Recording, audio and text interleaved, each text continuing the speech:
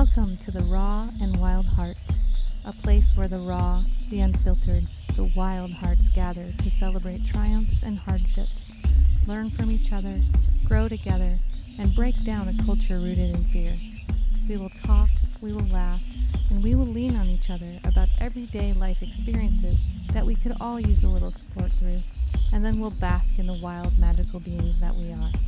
My philosophy is that by embracing the dark, we may just let in the light. I am your host, Lori Rising, healer, educator, writer, adventurer, retreat leader, birth defender, and animal enthusiast and activist, along with my wild heart sidekick kitty, Jesus the Brave.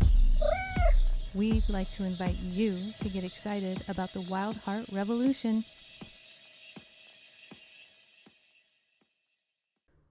Hello, everyone. Hey. Welcome to the Raw and Wild Hearts podcast. I am your host and guide, Lori Rising. Welcome to season 4. Oh, yes.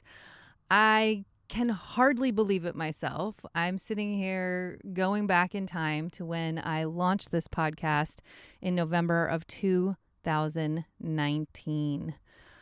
Oh, yes. And I actually just saw a new review on the ratings and reviews in Apple Podcasts. So I want to give a shout out to Yo Goes, who said, "Talk about beauty. Profound sharing in this episode. Thank you. I needed this seed."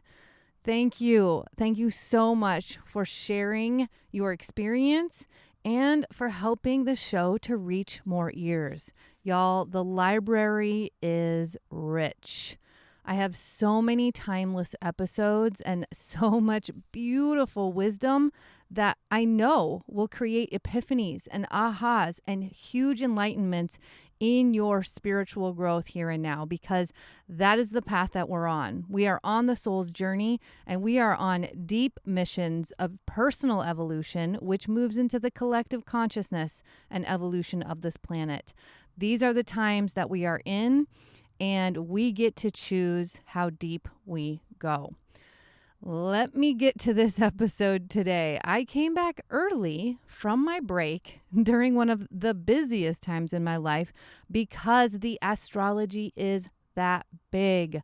The opportunity for more excavation, deeper alignment, higher places of centeredness, balance, and consciousness are absolutely available with the Venus star point in Libra that came into conjunction the 22nd and the Scorpio Solar Eclipse. It's a partial eclipse and it's a biggie. It's coming up on Tuesday, October 25th. So I wanted to get this out to you for exquisite guidance and support because y'all, the triggers are real. They're coming in. Scorpio is all about excavating more of that underbelly, and eclipses will absolutely illuminate what needs to be healed, ready or not. So this is a great time to jump into the programs, the memberships, the online support community, the in-person retreats, the mentors and guides that really speak your soul language, because it's definitely go time. So come on into my email, newsletter, and collective. And as a matter of fact, I'm about to send out my bi-monthly newsletter that comes out on the reg with the new and full moon. And this one is your ultimate guide to the Scorpio solar eclipse sting that you may be feeling right now. I share lots of freebies like this podcast of intuitive downloaded messages from the energies that are coming in, as well as any containers that I may have open or opening soon. And my signature program, Awaken Your Life Force digital course, which is a one-of-a-kind online container to transform trauma, connect cosmically, and honestly get into the deepest states of alignment you've ever known to magnetize and co-create the life that you were meant to come here and live, is beginning its second live iteration this Tuesday with the special bonus kickoff Monday night with my Scorpio Solar Eclipse cacao transformational ceremony. So if any of that is speaking to your cells and you're like, yeah, I want out. I don't know how to get out, but I want out of this loop, this trigger, this continual pattern that keeps playing out in my relationships, my experiences, my interactions, because Scorpio Eclipse, it's doing it. It's drudging up the underbelly. Come on in. I have a special discount going out in that email newsletter, but you know what? I'm going to share it here too, because I so appreciate your time, your attention, and your energy here in this container, because it is absolutely felt and it is emanated out into the collective when you tap in with every podcast episode. So to get $100 off my one-of-a-kind online signature containers and programs, use the coupon code EVOLVE, and you can get the link to register in the show notes below. Okay, y'all, let's get into this episode. It's called Walking the Razor's Edge with astrologers Shannon Gil and Russell von Ohlhausen. Enjoy. Shannon Gil synthesizes evolutionary astrology, Buddhist philosophy, and Jungian psychology to create an alchemical healing experience for clients and groups.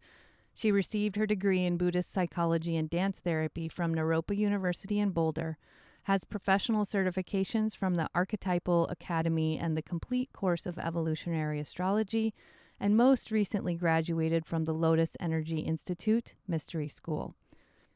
In 2005, she founded the Rhythm Sanctuary ecstatic dance movement in Colorado, which has evolved into a celestial embodiment movement practice offered at astrology conferences. Shannon's focus is the evolution of the personal and collective consciousness through mind-body-spirit unification and frequency attunement. Russell von Ohlhausen is a research astrologer and conscious catalyzer. Having lived briefly in Tibet, his work echoes a spiritual overtone synthesized with lifetime study of science, religion, myth, metaphysics, and most importantly, nature. He is a co-founder of the Astrological Society of Austin, among other projects. Russ works with the concept of celestial embodiment through head, heart, and hands, rooted in sacred dance and ceremony. He is the visionary behind Lotus Bend Sanctuary, co-creator of the Shift Foundation, Rhythm Sanctuary ED3, and Astrum Astrology Alliance with partner Shannon Gil. Please welcome Shannon Gil and Russell von Ohlhausen. Hello, Shannon and Russell. Thank you for joining the Wild Heart Revolution. Oh, Hi, hello. Lori. Thank you for having us. Hi, everybody. Happy to be here. Yes. Oh, I'm so happy to be in this divine co-creation. I've got to tell you, I'm coming back early from my break just for this. Oh, Wow. nice. Thank Thank you. you. Yeah, this is going to be connect. Yeah, the opener, the season 4 opener, it feels really big. It feels important. And it feels, even though we're, now we're understanding how timeless we are, it feels like it's also divine time to release it as we're about to move into such big, big cosmic and personal and matrix territory that's about to be like fully transformed, it feels like. We may be timeless and boundless, but there are certain times that are better to be doing this kind of work on the planet. And this is one of those that we're entering into now. Yeah. Clearly. That's great. I love that, because astrology is about timing as well. Yes. So I love that you're weaving that about being in time and also timeless. Mm-hmm. Yeah, that's the nature of duality. We come at it from a lot of different perspectives: scientific perspective, philosophical, and duality bridges both of those. We understand ourselves through the lens of dimensionality and non-duality, and we are entering, cusping. What we're going to talk about a lot of physical things and energetic things, but this is actually a dimensionless space we're entering into to experience our timeless selves right now. So, and also speaking of being dancing with duality, the deacon that we are journeying in first through the Aquarian age is Libra. So essentially the first 700 plus years, we're, embodying this need to be both as above and below, and balancing the, matter and spirit. Yes. Oh, that just feels so good to my cells. I love it. I'll bathe in that. I like to talk about duality as using it as a springboard. right? Like when we really embrace duality and contrast and realize it's there for our ultimate ascension, we get to have a whole different experience with it. But before we get into everything, I do want to start with a toast or a prayer to the wild heart warriors in our light, especially our dark, and in all of our magic and glory. May we continue to elevate consciousness through honesty, humor, humility, gentle care, soul-wrenching growth and ownership, and to us, and to the opportunity of divine transformation. Cheers. Cheers. Cheers. Beautifully said. Thank you. So Shannon and Russell, let's back up a little bit. I'm like beep, beep, beep. And let's talk about this divine co-creation that you are emanating in this iteration of your time here on Earth as your innate medicine. I would love to know, since you're coming here, you know, this is, I feel like it's like the medicine that comes together in your strength and your light as you bring it together. So I'd like to know more about that, what you're offering out in the world in that sense. You know, Shannon told me like you do a lot of twin flame energy and work, and we're going to get to that, but I would like to know the origins and like what really brought this together for you. Wow, that's a big That's a conversation. big conversation, yeah.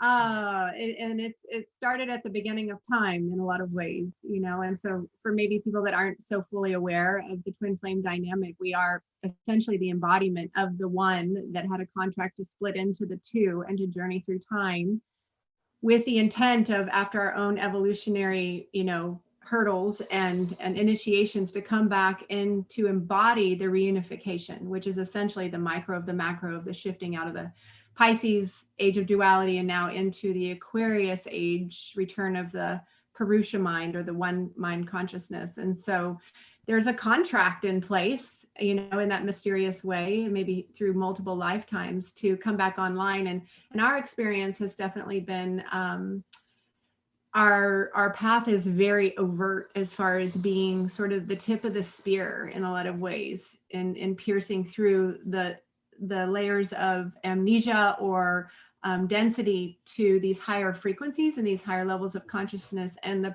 the path ourselves has been to take on and embody the extreme polarity that is the state of consciousness on the planet at this time.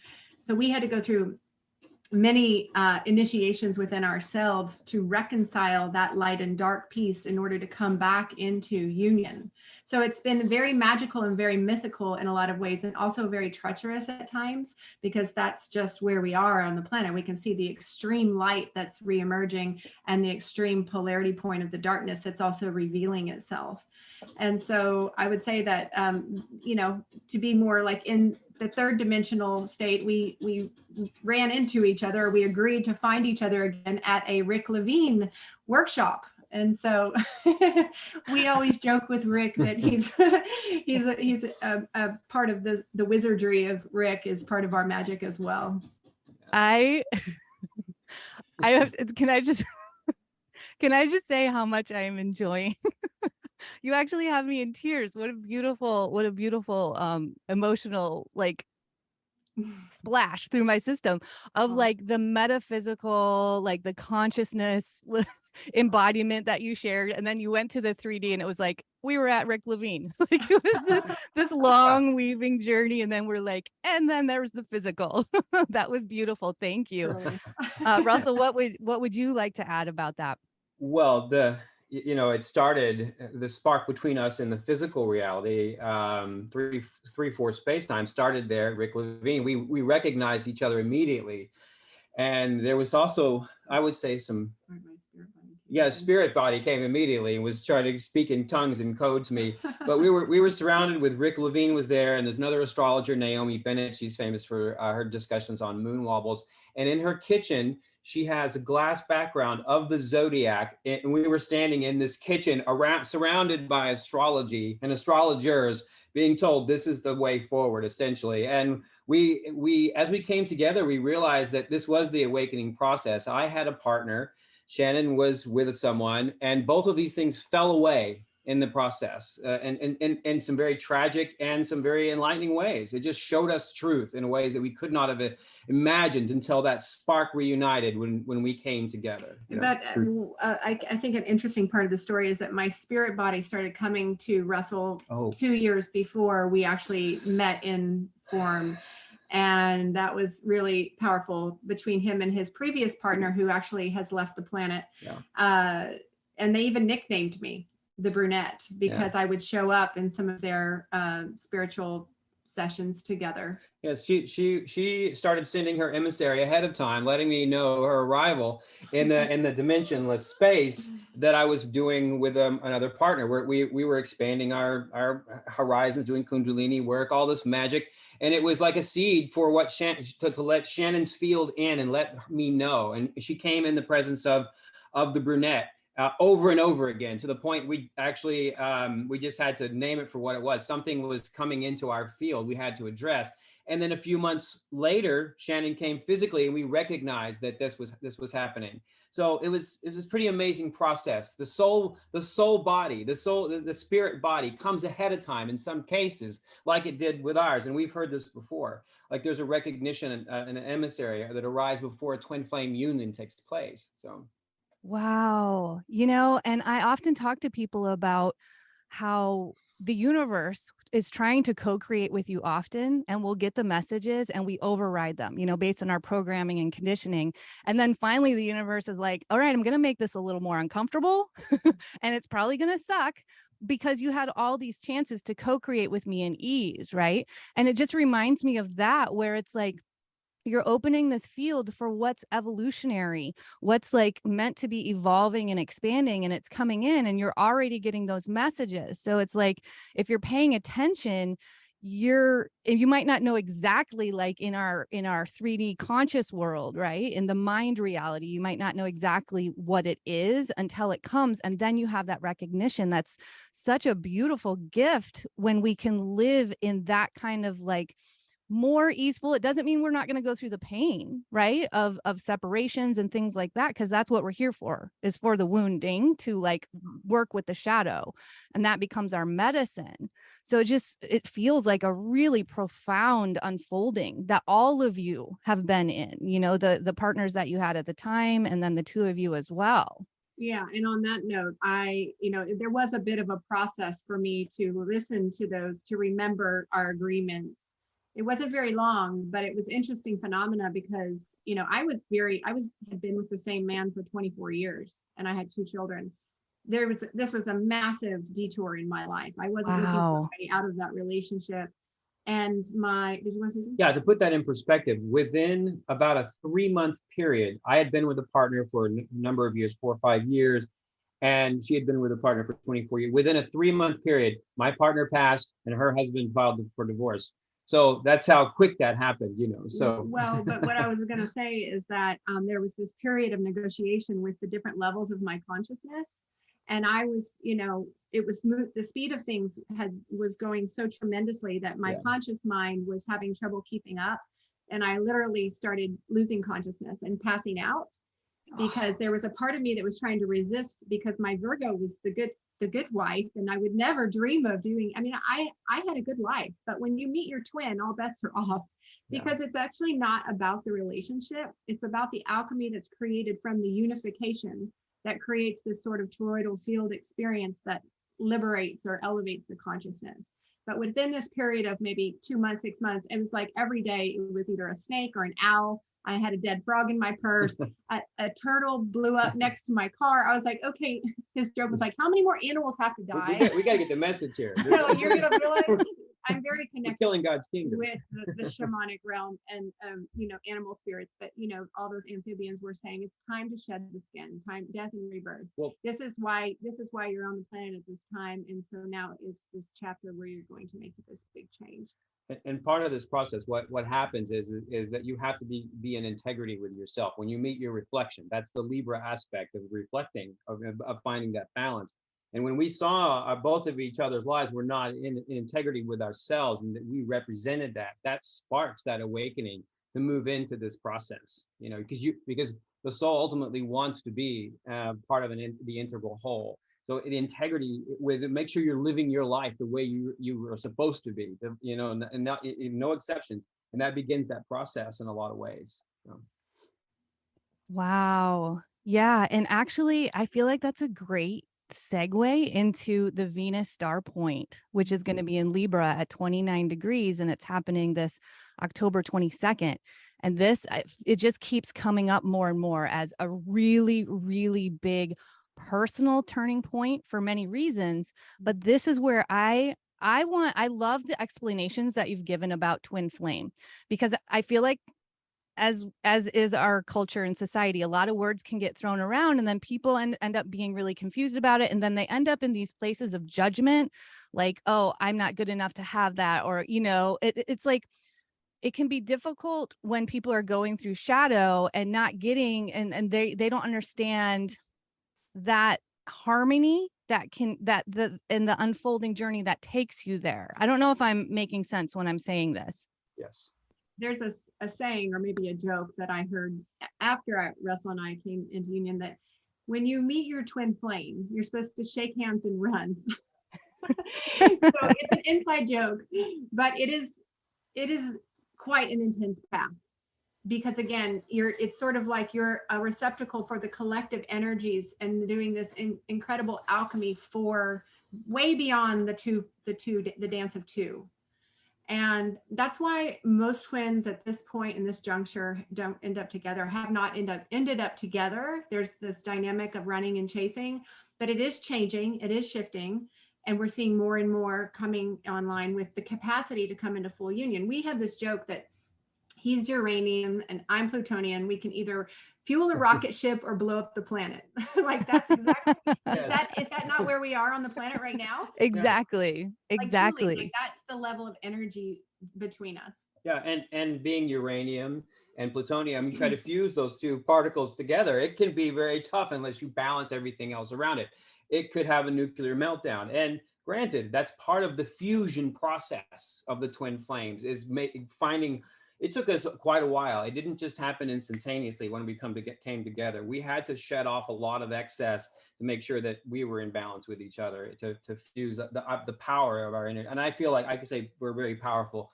Some of the things that we're able to move feels really good, that I felt like I never could have accomplished without her, you know. So Well, and I love that, actually, Shannon. I love that joke, which is I feel like could be really powerful reality, because if you meet your twin flame and you actually take a beat, you step back and you let that energy come up, and you let yourself like embody that energy, instead of moving from like the egoic desires or wants or the programming or the conditioning, right? If you really allow that energy to grow from this place of strength, then you can grow into it as well, and you can emanate the power of that. So I feel like that's a big evolution that we're moving into, is actually like sitting and feeling and embodying before the aligned action.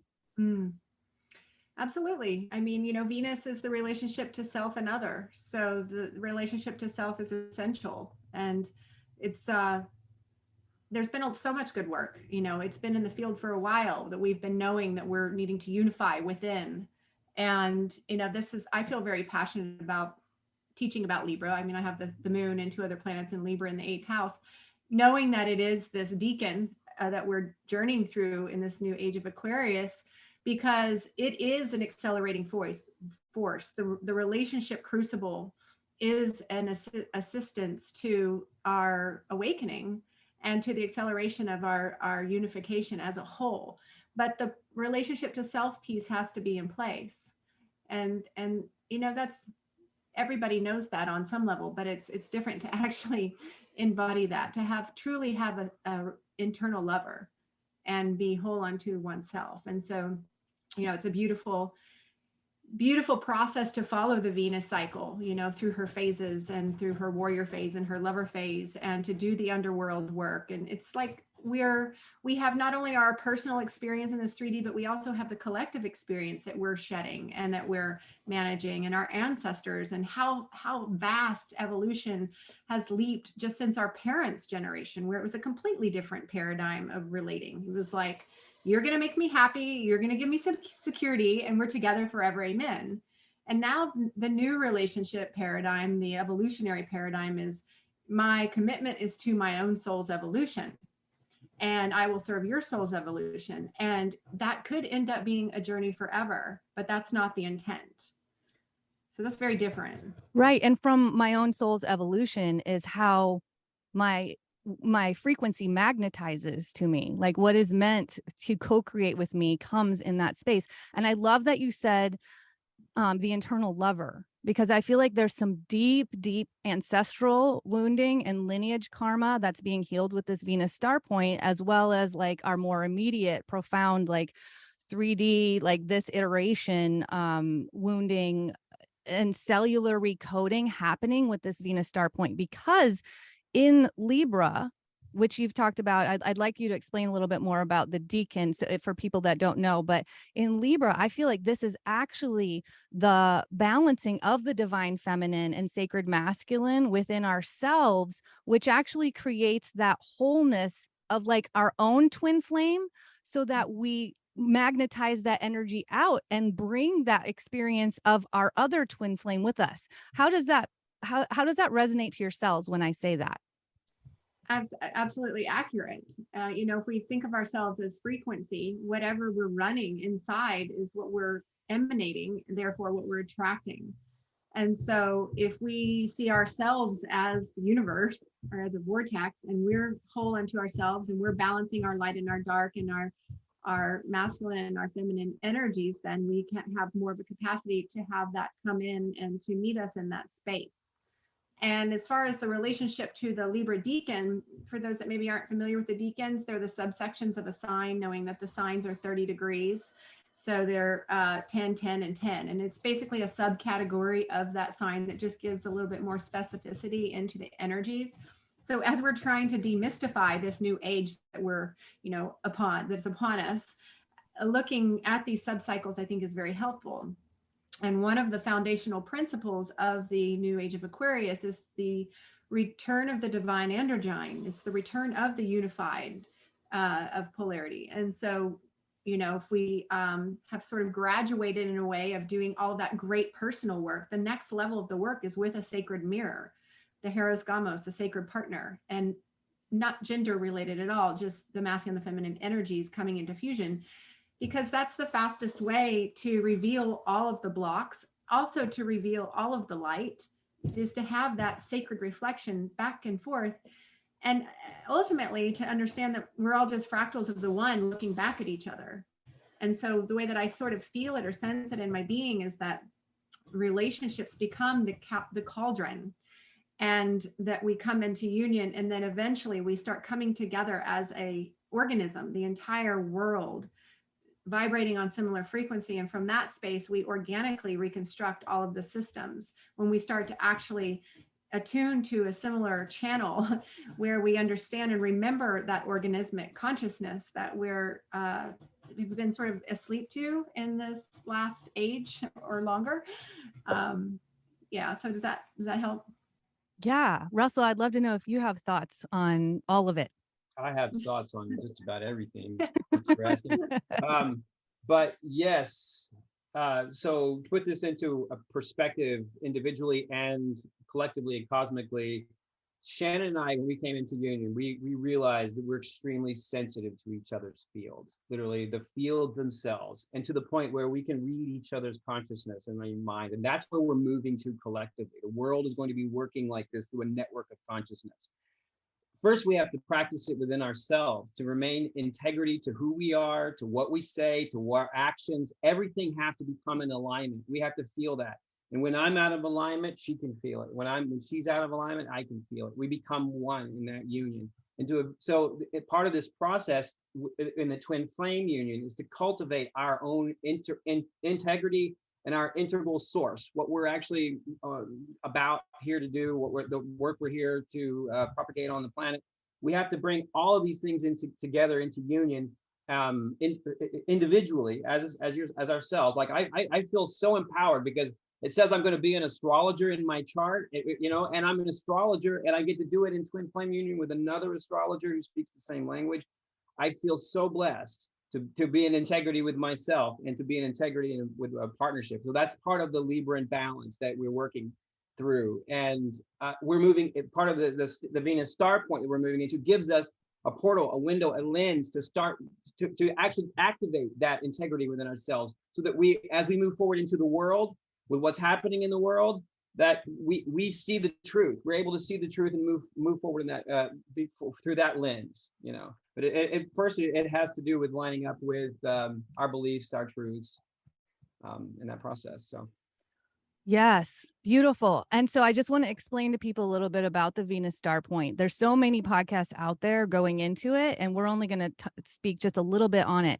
But this is when the sun and Venus get conjunct in a sign, and it actually creates a 5-point star as it goes through its cycles every 4 and 8 years. But there's a, correct me if I'm wrong, but there's a cazimi every almost 9 months. Right? The last one was in January during the Venus retrograde in Capricorn. And wow, was that a lot of personal excavation work. Right, with Pluto. Right. Oh, I still I have a visceral reaction when I take myself back to that time. What is your sun sign? Aries. Okay. I see there's squaring going on. And so, you know, if you have anything else to share on that, great. But what I find really interesting, and I'm interested in your thoughts on this, is that we're hitting this specific Venus star point in Libra, and then they're both traveling into Scorpio together. And we're coming from a Scorpio Venus star point and moving into a cycle, which is over 100 years of the Libra Venus star point. It is interesting, isn't it? And it's just cycles within cycles. I've definitely been studying this particular and finding the similar resonance, because sometimes it can become confusing because there's just so many cycles happening and intersecting. So you have to find sort of a common resonance and themes. And one thing that really stood out to me about this Venus star point moving into Libra for the first time, and then there's the correspondence with us being in the Libra deacon. Then I also looked at, well, how long ago was it that, you know, Libra, that the Venus star point was at Libra? And it was the same time as Pluto was entering Aquarius. So it was about the 248 years ago. They have a similar cycle. And so that is very significant in the sense that we look at, well, what was going on the planet at that time? Well, we already know it was the global revolution, the American and the French Revolution. And so I also see that it's the 29th degree of Libra. And so that's the death degree. So that's a crucial point about, you know, we can look at, you know, how does that affect our relationships? We're all sort of trying to graduate into this higher dimensional state of union. But what does it mean on the collective level about where we are as a planet and how severely out of balance we are? And that we're in this time of a tipping because we're in between the ages. So it's the death of an era and the birth of a new era. And so there's some major alchemy that's upon us before we actually truly emerge into this new age. And so it's just fascinating, you know, and it's very important to walk that Libran razor's edge, because that's another thing that really comes up in a lot of these classes that we do or people that we connect with, is that understanding how to walk that tightrope between the light and the dark. It's so, you know, so many people can't look at some of the things that are going on.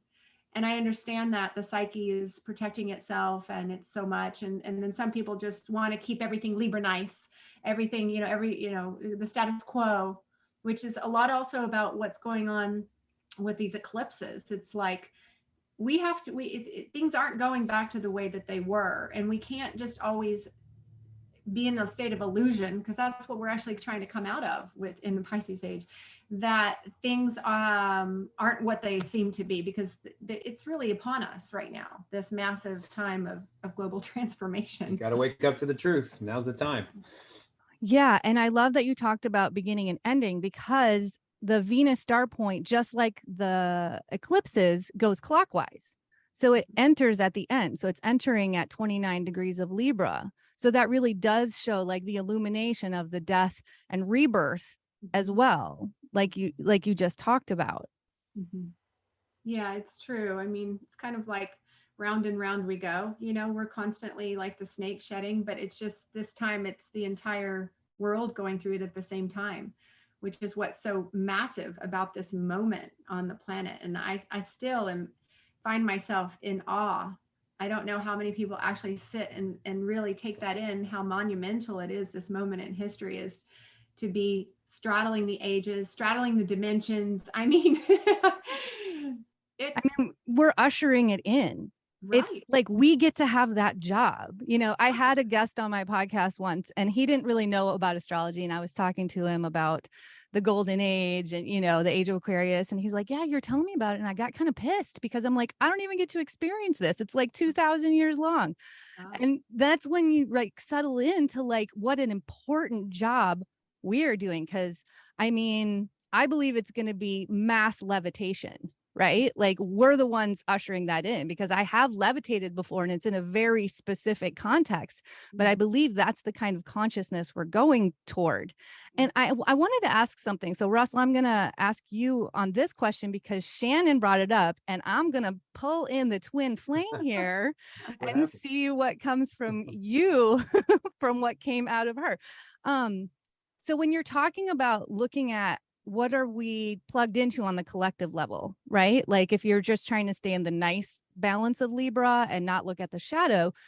And the message I continually get from the Pleiadians is about how it's truly going to take our belief system, like in ourselves, not what you're like, oh, that's bullshit. I don't believe in that. Right. But then I'm still going to subscribe to it.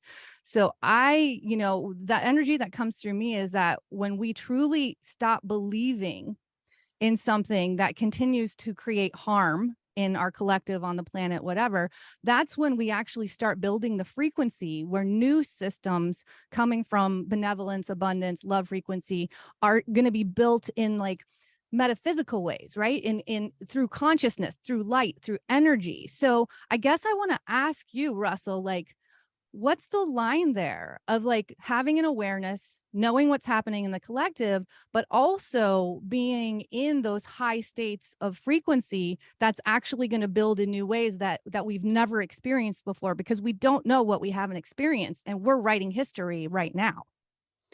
Wow, what a fascinating question. Yeah, and that's where we are all the time. So I spent a number of months not wanting to see. This was in 2020. So I did not want to see what was going on. We did kind of stick our head in the sand, but it came around to us that we started having to recognize the reality of what was shifting. Earlier this year, when the nodes shifted, we started looking into what do we need to take on and voice about these truths that we see that we no longer can stand by and say this is not happening, and how do we continue to raise our own vibrations and stay in that higher field. And it became a struggle. I lost myself in the darkness for a while because I was like, oh, it's just all going to hell, and I was like, no. Shannon kind of helped me pull me back out. I said, no, you're the one who always talks about you got to stay in the light. So how do we do that? So we put these two things together. And you have to balance what we're seeing on the hologram and with what we want to create in the parallel reality.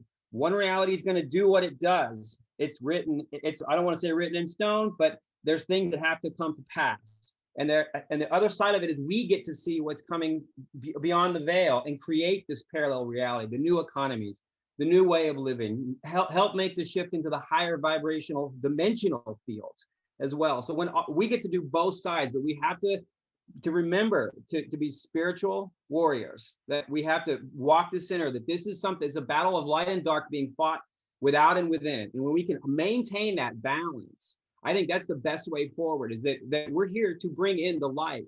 And it's going to take a battle because that's what we're here to do, but we're here to plant the seeds for all this new light. Just one thing I want to add to about the formation through parallel reality and light. I've been studying a lot of Hebrew mythology recently about the coming of the Moshiach, the next Messiah, and they talk about the Beit HaMikdash, which the temple will come back down literally in light and manifest in a single moment. That God's temple will manifest through light. So this is not a new idea. This is an ancient concept that we're talking about, that what we're doing in a prophecy, what we're doing now is manifesting God's kingdom on earth through understanding frequencies of light and vibration. So bringing all that together, we have to be on the side of light, or we're going to get eaten by the darkness. That's the razor's edge that we talk about, walking the fine line. It's like understanding how alchemy works. I think my 8th house has taught me over and over, in our alchemical process and journey has taught us, is like, whoa, I don't want to see all those entities. It's like, well, they're part of us too, you know? And so it's like understanding that, you know, just like the seasons, right? Or the you know, I teach my kids, the caterpillar turns to total mush. We can trust that process. We know the spring will always return after the winter. Just like we know we're watching the 3rd dimensional matrix level just decay. I mean, it's gory right now. Everything's being revealed, which is the prophesized time, right? And yet simultaneously, we're tasting the magic. Like our union, we've got to experience firsthand, which is also part of our the path of the twin flame, is like multidimensionality in big ways. And I know that you have access to those realms as well. It's not necessarily that it's far off in the future, it's happening at the same time. So it becomes, the work for me becomes on a frequency level of how do we stay in that obtain and then maintain that higher level of frequency, which, you know, we can look at these nodes with the eclipses. It's Taurus. What brings us joy? You know, we do a ton of dance. I founded the ecstatic dance community in Boulder in 2005. I knew back then, I had a vision that came through after I watched the second Matrix and the underground rave scene. I was like, oh my God, dancing is going to save the world. Yes, I'm in. So it's, you know, your question about how do we be in both? It's like, well, it's taking the master's level for sure. But I think it's trusting the darkness. There's intelligence in what's going on, and it's not separate. It's part of the one mind. And so our work is, as the pioneers, as the architects, is to do what makes us happy, and also to be boots on the ground, creating this infrastructure. You know, we don't just wake up in the morning and be like, hey, it's a great day to evolve. Let's change the world today. No, when the food disappears from the shelves, we start getting serious about gardening.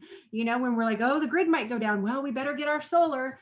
Because that's what we're supposed to be doing anyway in this new paradigm, is being harmonious with the elements and coming back into working as an organism. Yeah. So it's kind of like this crazy joke we've played on ourselves that we can, you know, laugh at, sort of, but it's also very intense from a 3D level. Yeah.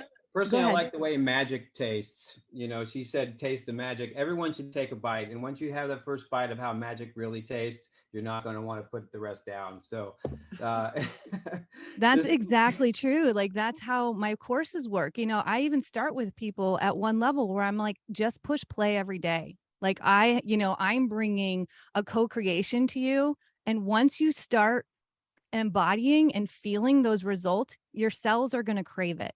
And as we move, and this is what I think is really important with this nodal access, as we move from density to light, I feel like we're at this this pivotal tipping scale where we are moving more to light, because it's the light that's actually revealing all the darkness of the collective. It's like I get this image, you know, when the ground is coming up and it's starting to crack, and the light is just so much stronger than the ground has been for centuries. And so as Russell was talking, that was the message I kept getting, was like synergy of the light and the dark, synergy of the light and the dark.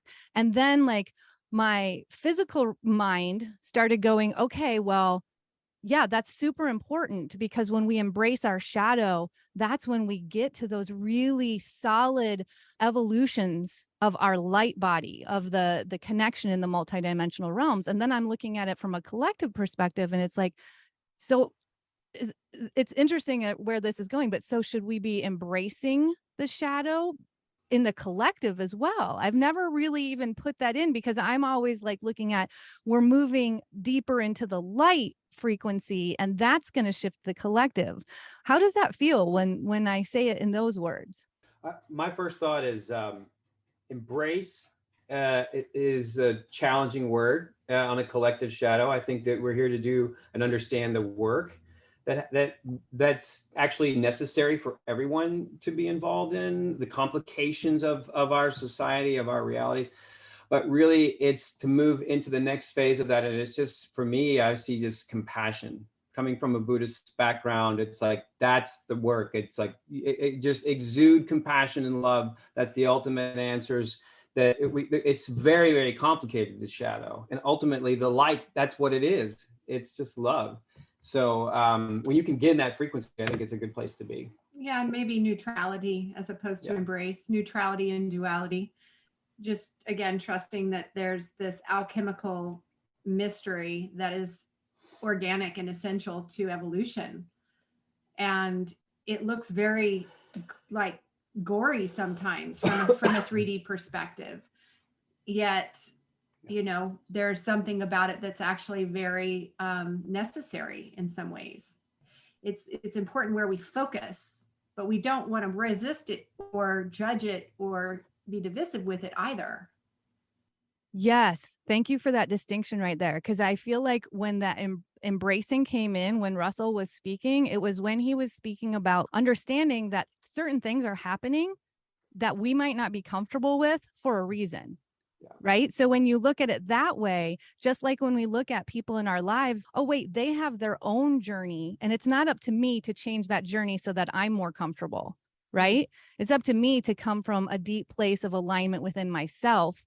Like you said, that innate love and lover and, you know, caregiver within myself, and then allow them to have their reflection work and, you know, their path and their choice and their free will in where they're going. So yeah, beautiful, beautiful exchange, surprise exchange that definitely wasn't on the outline. But let's talk more about the nodal axis and what you were talking about with the North Node in Taurus and the South Node in Scorpio, which I feel like as we move from this deep Venus star point, which is also about resources, right? Venus is about resources as well. And I feel like there's going to be a major transition now in the way that we bring resources in a higher frequency from that balance within ourselves. So this is where I feel like we're like stepping into a new layer, right, of this unfolding where many of us are going to be bringing in more resources from our innate medicine that we came here to share. And that comes from the shadow work that we've been doing, like in that Venus retrograde in Capricorn. And so that feels important as well as we tip these scales from density to light. So I'm kind of bringing it all together with how we move from Libra into the Scorpio solar eclipse. Yeah, I mean, I can already feel it because, of course, the portal opened with the full moon in Aries last Sunday. I don't know when we're airing this, but the actual portal is 6 weeks long. You know, it's a period of time, and it's like a vortex, and there's an acceleration of the energies. And I've always thought of it, you know, I always think about the metaphor of the planets. It's like the lights are out. There's an obstruction to the flow of light. So that affects our consciousness because there is a higher intent to sort of accelerate the energies of whatever's in motion, good, bad, or ugly. And so that's why such intense things happen, such massive things that occur that affect the months or years to come down the road. And, you know, certainly with the Scorpio Taurus axis, it's complex. With the South Node being sort of the weighted side, you know, we're seeing all this darkness, all this purging, all this revealing, right? Which is good. Like you said, the light is shining upon it. We can't transform what we can't see. These elements were always there. They were just more covert.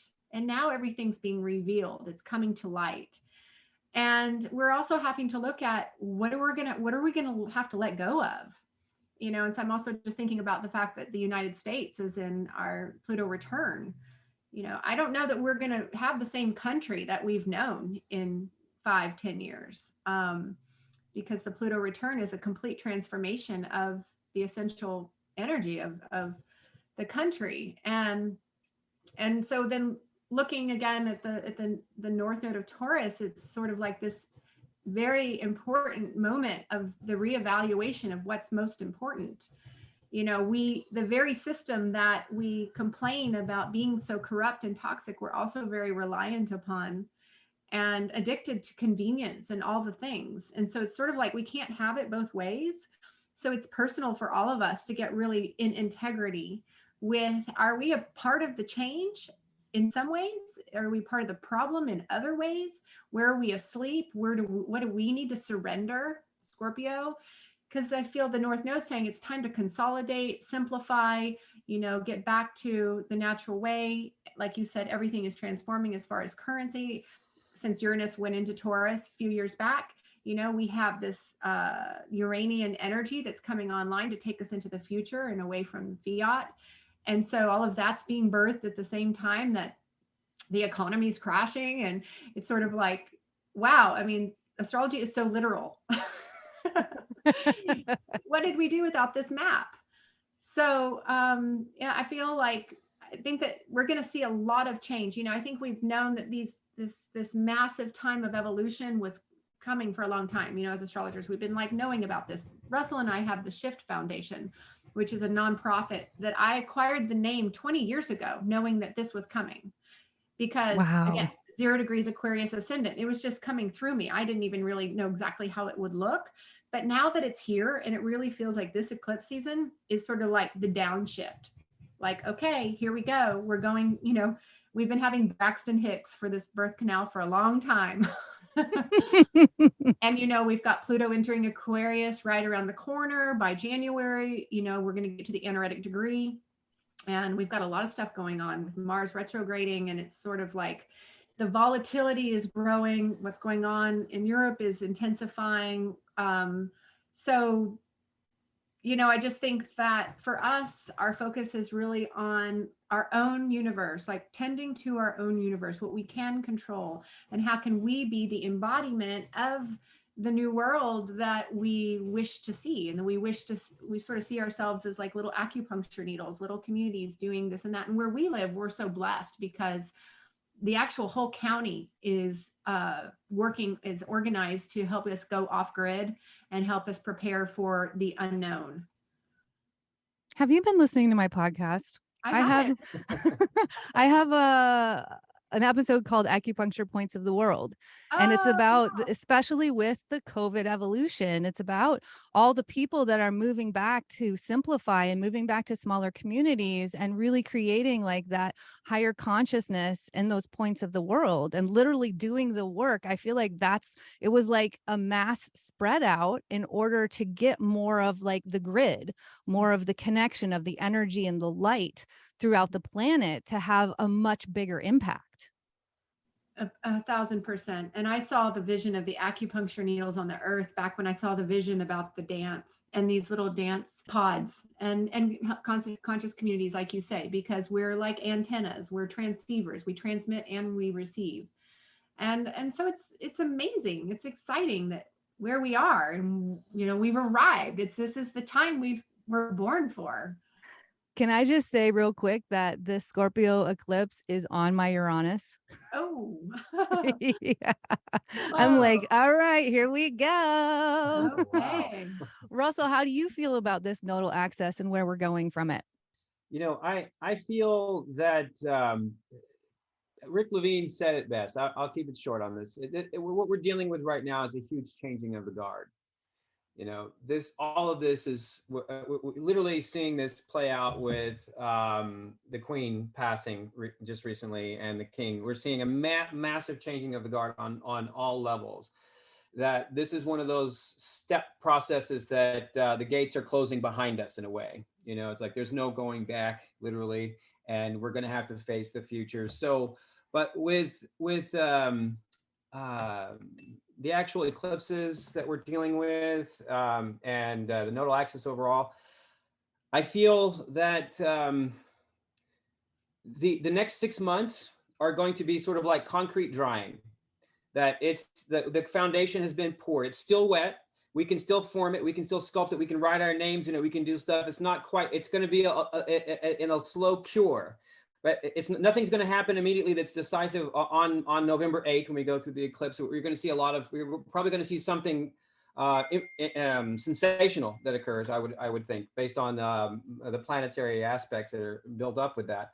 But for the next few months, what is occurring now is going to be drying into a solid foundation. So now is the time to get your ducks in a row, literally get things set up for what we're going to be moving into as Mars moves fully out of its shadow in February and then March, and then when we go into Pluto and Aquarius, we have a little bit of time. This is like a window and these alignments are helping us see what we need to see to move forward, to set the stage for what's coming in the spring.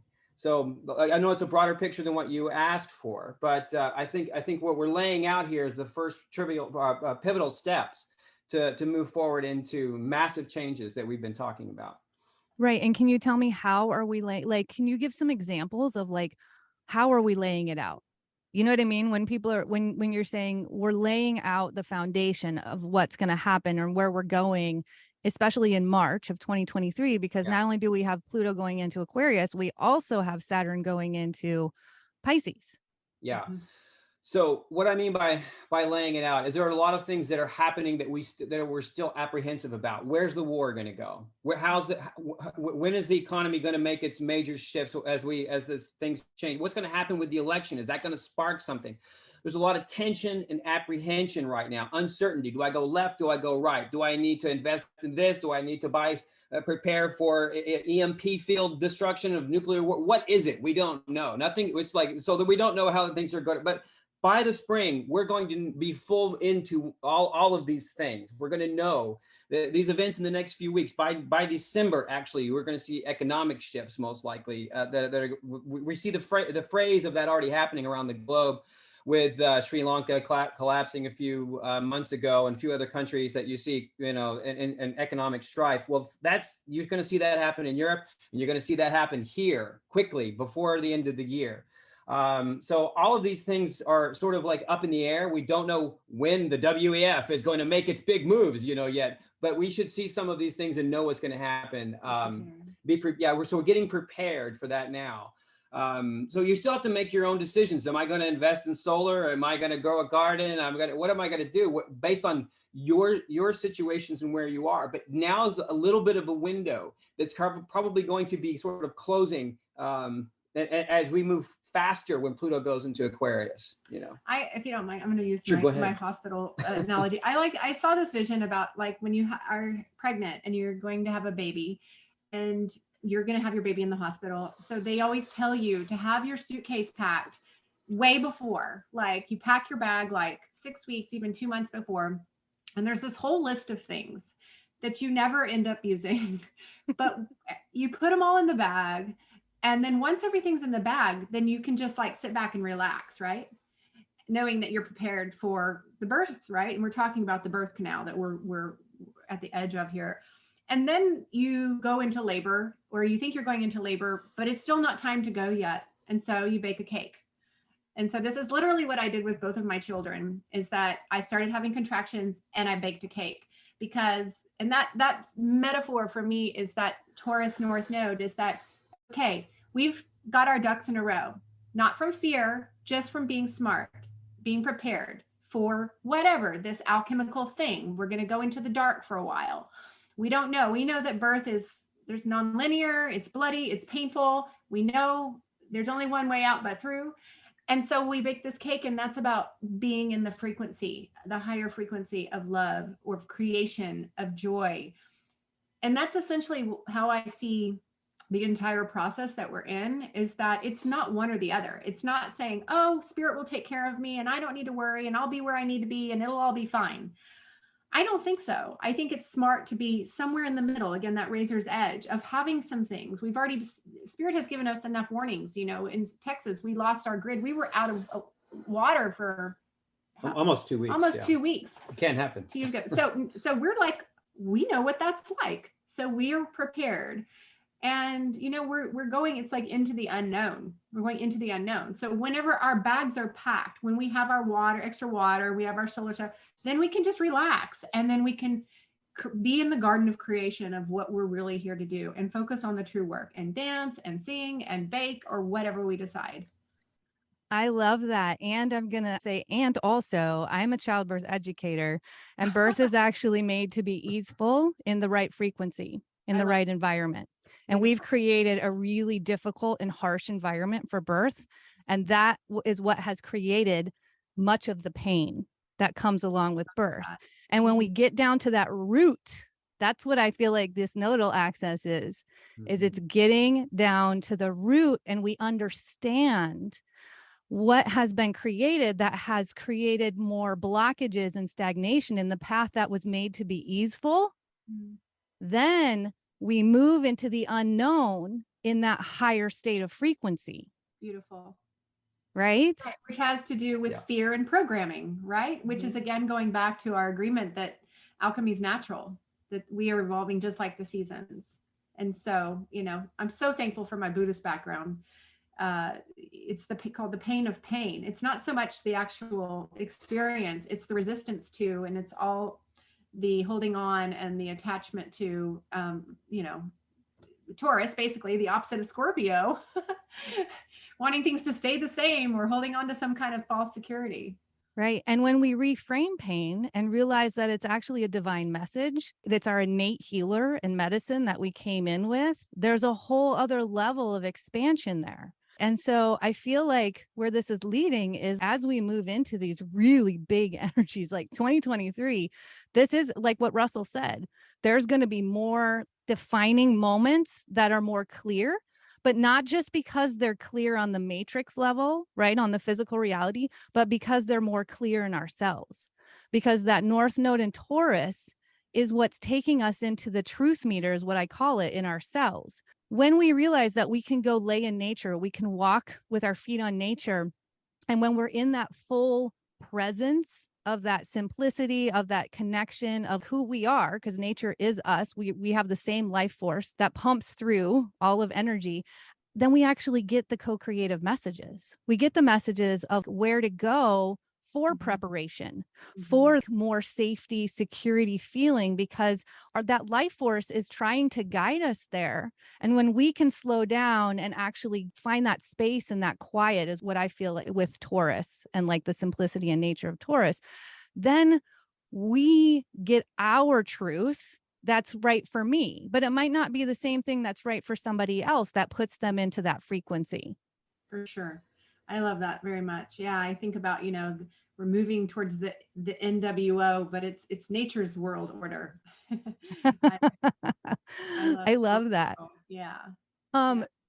Do you two know, I'm trying to remember right now the final Pluto return of the US, the final dates on that? I was thinking about that. I feel like it's right around Christmas. It may even be like the I think so. 24th or the 26th. I meant to look that up and I didn't, but it's right around that time.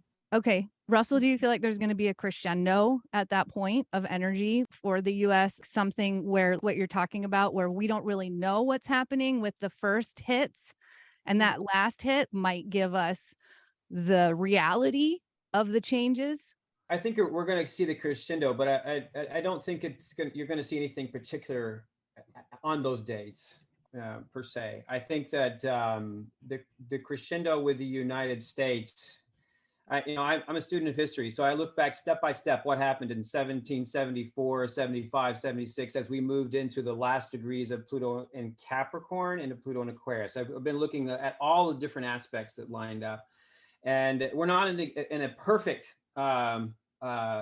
transit order that we had back then, but there are a lot of things that line up very close. And I think what we're going to see is the same story play out. That this is a changing of the guard within with the United States itself. As like you might even say that the last president may have already existed. You know, like we're not going to see America in its form anymore. There will be a higher order, a structure over. That takes over a part of this, but this is going to begin the process as the economies shift. The world orders are going to shift, and there's going to be a vacuum that's created. But this is already happening. The stage is already being set for this. And I think between December and spring, we're probably going to see like the vacuum itself just start to pull even more and more to make this change happen. So by the summer, I don't want to say full revolution, but we're going to be seeing some revolutionary times beginning, just like we did back in 1778, 1779, in that period. Like you go back and study history to see the same steps, and you'll see that what happened then with the control of the British Empire losing its control over the United States, you're going to see the United States lose control to something bigger. And this is in the hopes of the New World Order itself wanting to create this, change. Another thing, I just was pulling up the Sibley chart, is that, it's exact Uranus opposition to the degree in December at that time, and Mars is conjunct Uranus. And so it's still retrograde. So that it does feel, the the Neptune opposition makes it to where we don't always know what's going on. That's part of this, like, end of this Pisces age. And, Neptune getting to the end of Pisces, it's like coming out of this period where there was just so much lack of clarity and illusion and even deception. You really have to go looking for true information, and even then you still have to question, which I think is the catalyst to getting our information from within. But as far as like talking about mundane and what's going to happen, it's just almost impossible to know. We just feel that it's escalating.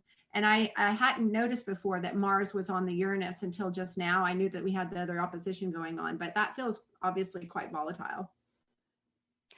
When you talk about the New World Order, do you feel, I just want to clarify for people, like, do you feel like in this transformation, we're going to be really moving away from power over into, like, with the age of Aquarius, as we move into like power together, like power from within, and how we bring our sovereignty and that light and that agency into collective, and how that grows out of that space instead of the imbalance and dominance over? Well, yeah, that's a big question too. I'm Aries. I go big. Yeah, I go. That's good. It's just my mind. So I look at this in larger cycles, the age cycles, and then the Pluto the Pluto cycles, the 248-year cycles, going back to what happened in the 1530s, what happened 248 years before that, and 240. And each time you can see there was a major shift in governmental and economic structure. There was a collapse. In the United States, or excuse me, in the Americas, basically the Incan Empire dissolved completely, and the Aztec Empire dissolved because of the influence of the Europeans. You saw a complete change happen between in the 1530s, basically. That's 248 years before. So you see the same thing over and over and over again. So I see that what's going to happen out of this is the New World Order is going to it's already set the structure. It's going to tell the masses, the people who are going to stay asleep, it's going to tell them what to do. It's already programming them as to how they are going to be functionaries of the New World State. Now, it's up to us, on the people creating the parallel reality. We get to decide, as long as we stay awake and stay awake and stay in a higher vibratory field, we get to create the other reality. So you have to think in terms of not just physically what's happening with banking structures and bringing on digital IDs and everything they're trying to impose on the masses. And we're going to be exposed to that. Those are our tests. But we also get to stay in a high vibratory field, collect with those who are speaking their truth, to find the networks, the neurons for the new world, the new natural world order, as Shannon put it, So we get to create that. So that's kind of how I'm choosing to perceive this right now as we move forward with. I don't see the New World Order as a foe per se, or the WEF. These are here activators. These are chemicals that start a process that have to bring in the rebirth of the Purusha, the higher one mind, the Moshe Hayek, whatever you want to call it, the Christed consciousness that's going to connect all of us in that higher vibratory field. So it's all a divine sequence. If you just continue to look at it that way, it will guide you to where you need to be. So. Right. Like that springboard that I like, it's just such a great thought, a vision for me, that, always using whatever it is that's coming up reflectively, like culturally, like how do we move into the higher frequency states that I do believe systems will come from those high frequency states, just like the 100th monkey theory, about that, right? Oh yeah. Right. I mean, it's so incredible. Like the placebo effect. I talk to people about that, there's just like, and as the magnetic field continues to shift, like it continues to lower, we actually have those psychic states, those, transcendental states that are so much more available for us because we're creating the magnetic field, like the entire Earth's core is transforming along with us, with the planets, with our physical reality, with the nature that's around us, in us, within us. Consciousness, the way you should look at this is consciousness is awakening on your cellular level. Biochemicals are awakening, they're becoming electrified. Your atoms, your subatomic particles are taking on a new field of energy. So it's not necessarily up to us, we need to be in alignment with these decisions and these things that are changing the world from within. It's literally within. So we're being exposed to photonic energy. That's really what astrology is all about. And it is driving this awakening process. So be in it, be joyful with it, be aware of it. That's where it starts, So anyway. Yeah, I mean, our DNA is evolving. Exactly. That might not be something that we look at on a physical basis, but when you realize that when you're doing the alignment work every day, you're literally shifting the cellular recoding that's happening in your body. It's really incredible. And that's where I just feel so much in this nodal axis, where our cells are moving from density to light, our physicality is moving from density to light as we continue to have these acupuncture points of the world or needles of the world. Right. And we're the light grid keepers. We're holding those light grids and energy grids and the portals. Every astrological event is off the charts because they're building on each other with us in these higher states of multidimensionality and consciousness and evolution.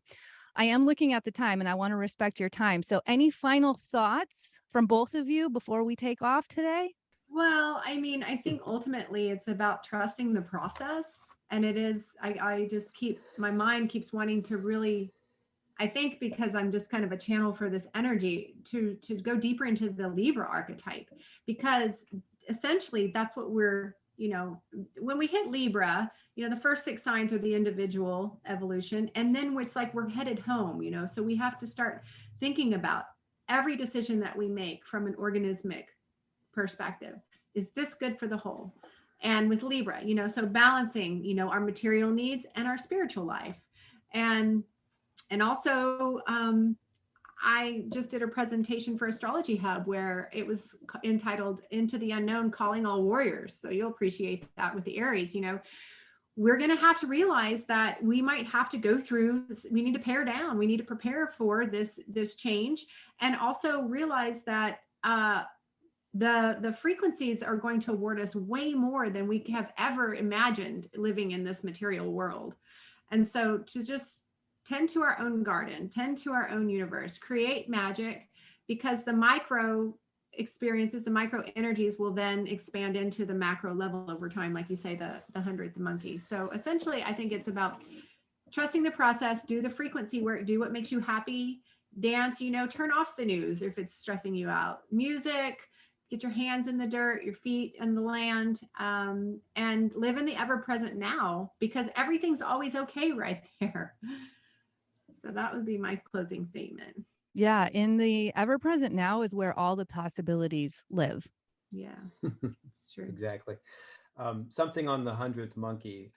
Rupert Sheldrake is someone. I don't know if he actually came up with that idea, but he's someone who spoke most about it. And he is born on June 28th, my birthday, and we share a lot of fascinations with what the morphic field. Literally, his morphic field is the morphic resonance. And one time I wrote to him and I said, are you doing something over there that's creating a problem in the field? I kept seeing images of him and his writings, his book.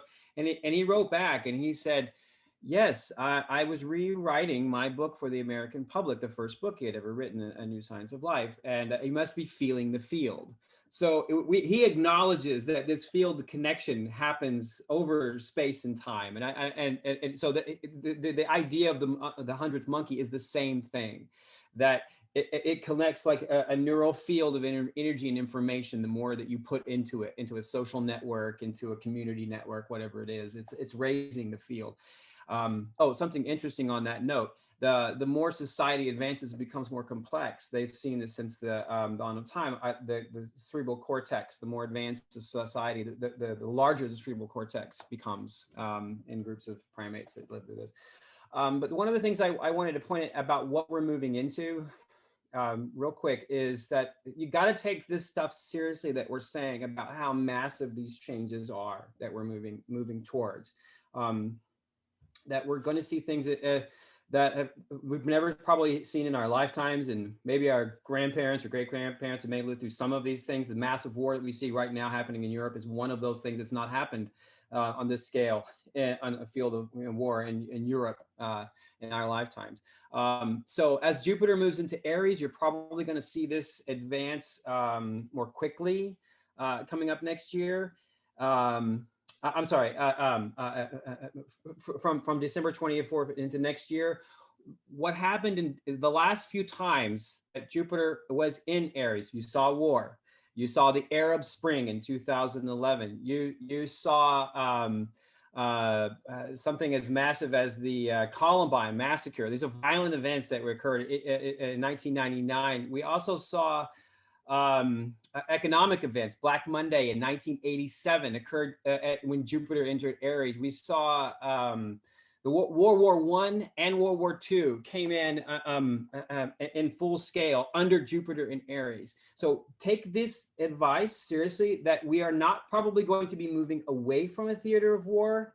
We're probably going to be moving towards this, and it's probably going to engulf more of the world coming up next year. So think in those terms, that you're preparing your soul and yourself to see what we're going to have to face coming in the next few 6-8 months. So, yeah. Okay, and I just want to clarify. So Jupiter is actually in Aries right now, and it's about to move into Pisces, and it's going to come back to Aries, and that's Russell's talking about when it comes back into Aries. Right. I misspoke. I've been studying all of the points. Last night, I studied every point that I could find where Jupiter was in Aries, and there was always something massive. Even if it was small, it was very inflammatory, but most of it has to do with fields of war. So think in those terms, that we're preparing not just a physical war, but a spiritual war. That's the way I like to think about it. And the light's going to win this one. So. And I just want to say to bring the end, like that might feel a little intense. So I'm going to bring it up a little bit from there. I just had my Jupiter in Aries return 3 times, and I am closing on land right now. So I am going to be having intentional community and land, and like moving towards more self-sustainability. So I just want to like point that out, that when we go through these transits personally, they can be on a whole different scale, a whole different energy, and a whole different transformation as well. Exactly. Absolutely. Congratulations on that. That's amazing.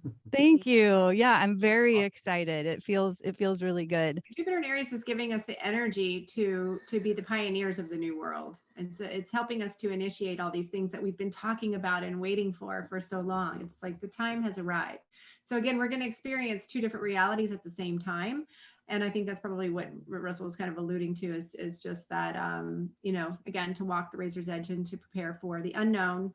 And also with the nodes going into Libra, Aries, that sort of emphasizes a lot of that same material, I would think. A lot of repeat. Next year. Absolutely. Yeah, we didn't even get to that. I had that down to talk about that. But this is where I want to say, and this is a perfect coming together, bringing it all together right now, this is why it's so important to find those mentors, those people, those co-creators that really speak your soul's language, that get your cells excited about finding and being and practicing and being so intentional about your alignment. Because when you're in alignment, when you have a strong pineal gland, you cannot be manipulated by fear or emotion, right? And so, even like Shannon and Russell here, if they're speaking to your cells, it's like, get into their community, get into their collective, like, drink their medicine. Like, this is the really beautiful innate medicine we all came here to share, that we find through our transformation, through the shadow, through, the human gig, being here is about feeling, about our emotionality, about our vulnerability, about those transformations. And so most people have podcasts, free work, and then you can step further and you can take those soul investments that keep you so strong, because no matter what, the matrix is going to continue to go down, because we can't have systems from benevolence and love and abundance until, we have to keep dismantling these systems that have been in place, that have been so fractured in the masculine energies and fractured from our feminine energy and things like that. And that brings us back to, what are you two offering, especially as this twin flame harmony, and how can people find you? Thank you. We have some things cooking for sure. We're in the process of building an online curriculum, an online school. It's going to be beyond astrology. It's Astrology Evolved. So if you subscribe to our newsletters, you'll be informed when these things come out. We also do retreats and workshops, and we live outside of Austin, Texas, and we have an amazing pyramid that we work outside of. We have a retreat coming up in January called Joy to the World, the Technology of Happiness. So it's going to be a kickoff to the new year. So of course the astrology will be the background but we'll be doing a lot of embodiment dancing and singing and things like that. And then we actually just had an amazing eclipse moment, and we were invited to host a cosmic safari in South Africa. And so we are thinking next summer for the solstice, we will be taking a group of people down into Malawi, which is the warm heart of Africa, and truly going into the unknown. So we are really excited about that. And that's still in the works. But, obviously I have a private practice. I do coaching and evolutionary astrology readings, and Russell and I teach together. You can find all of that on our website. So it's theshiftfoundation.org, theshiftfoundation.org. And then my website is shannonleegil.com, and it's LEI, and von Ohlhausen.org. Yeah. It's a long one. Maybe you can put it in the. I will absolutely. I'll put it all in the show notes. I love that you just brought that up, because I feel like it's really important to note, as we're talking about Jupiter in Aries, is at the solstice. I'm pretty sure that's the day that Jupiter hits the 0-degree point of Aries. I believe it is. It does, yeah. That's a big kickoff. That's a big rebirth energy, right? It is. Yeah. And as we have it planned, we may actually be in Africa under African skies teaching astrology if you want to come while this is going on. So don't be afraid to go out into the world. I mean, I'm a little bit, but don't be afraid to take some adventures. I'm a Cancer with a Taurus moon. I want to stay home. But my Sag says, no, go and have an adventure. Africa sounds great this time of during an economic collapse. So let's do it. Well, it's interesting because spirit calls us where we're supposed to be. And we found out that Malawi was some matriarch, and they worship a androgynous rainbow god. Yeah. We're like, oh my gosh, go there. We can't make this stuff up. Yeah, talk about, being in the energy of the Aquarian age. So we are choosing to, because part of us was like, make a trip next year. That's crazy. Oh no, we're going to continue with our journey. Yeah. And trust the process. And part of that is don't ever be afraid to get together. Part of the neural network is bringing people together, even if it's a small group, whenever two or more are gathered, 10, 12, 15. We do regular events here and bring people into each other's field to stay connected that way. Not just, it's good. We need to stay in vibration by communication this way, but we also need to come together in our field. And on that note, we had an event about a month ago that we were invited to, and we were around 500 very awakened, enlightened people. And it felt like a religious experience. And we need to continue to go and have those spiritual awakening experiences. So don't be afraid to do that too. Yeah, I mean, and that's the thing. When you're in alignment, you take aligned action, and that only magnetizes more of a higher frequency in your life. And that's all of abundance.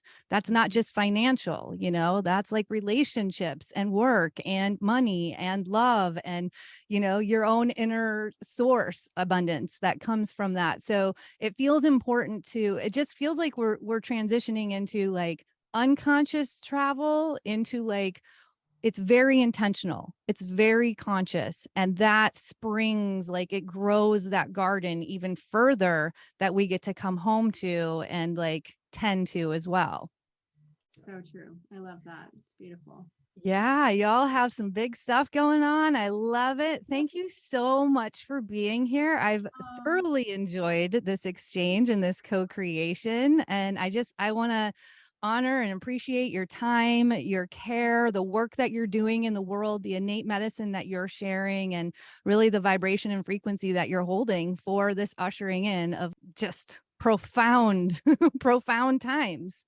Truly. Thank you. And right back at you. I'm Yes. so happy that our frequencies were a match and we found each other. Happy that we found you and you found us. Yeah, I mean, I heard Shannon talking on a podcast somewhere, and I really believe, especially evolutionary and intuitive astrology is going to be just vibrating more so because we are making history, because it's not just what we've read about astrology. We're going into all new territory in every way, in every dimension, in every realm. And so it's, having people like you two out here, blazing the trail is just, it's a gift. Thank you so much. Thank I you for enjoyed seeing us. this. Yeah. Appreciate it very much. Yes. All right. Have a beautiful day. And until next time, y'all, don't forget to keep looking up. That's where it all is.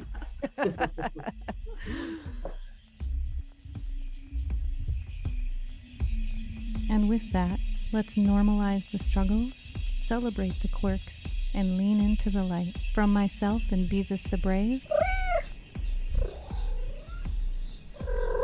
happy Wild Heart Revolution, friends.